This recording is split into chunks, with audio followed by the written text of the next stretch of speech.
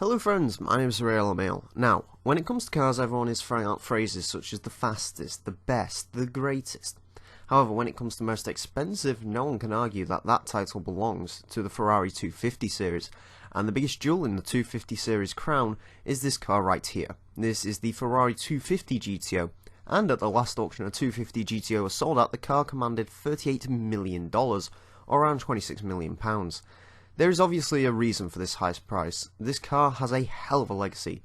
Being built in 1962 as a homologation special for Group 3 racing, which required 100 cars to be built, Enzo however decided to go an opposite route and only build 39 vehicles, using chassis number jumps in order to trick the FIA.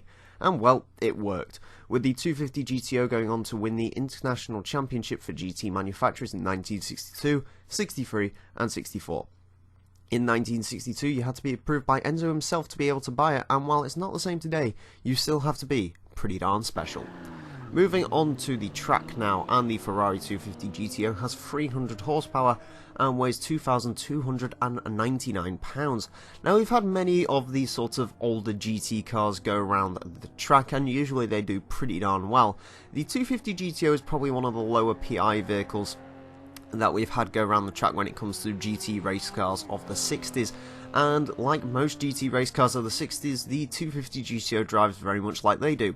The suspension is a little bit soft and wallowy, of course you'd expect that, this is a 1960s car, and the gearbox is pretty awful.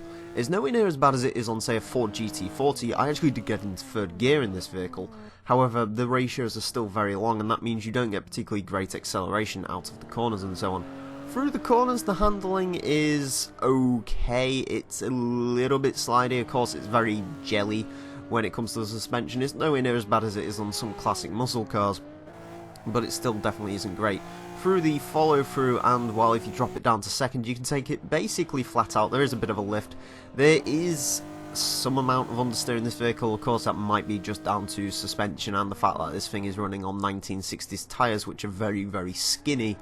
However, the 250 GTO certainly isn't a bad vehicle to drive, and it's a low B-class car, so bear that in mind when you see the time it has set. Speaking of that, the 250 GTO goes into 139th with a 124.120. It's a little bit slower than R32 Skyline and a 2000 Ford Mustang Cobra R, however it is quicker than an Audi S3 sedan, Audi RS4 Avant, a Lotus Carlton, a BMW M235i, so it's about as quick as most modern low-end sports cars. So that isn't a bad time for a car which is over 50 years old at this point. Anyways friends, thank you all very much for watching. Now, this was the last of the single car episodes when it comes to the Forza Top Gear laps, because of course we are wrapping up Season 3 shortly. However, they will return in Season 4. So yeah, hopefully you've enjoyed all the single car episodes. Thank you all very much for voting in the straw polls and so on. And yeah, that's basically all I've got to say. Other than, if you want to find this design, I made it. It's in my design storefront on Forza 6 if you want to go ahead and find that.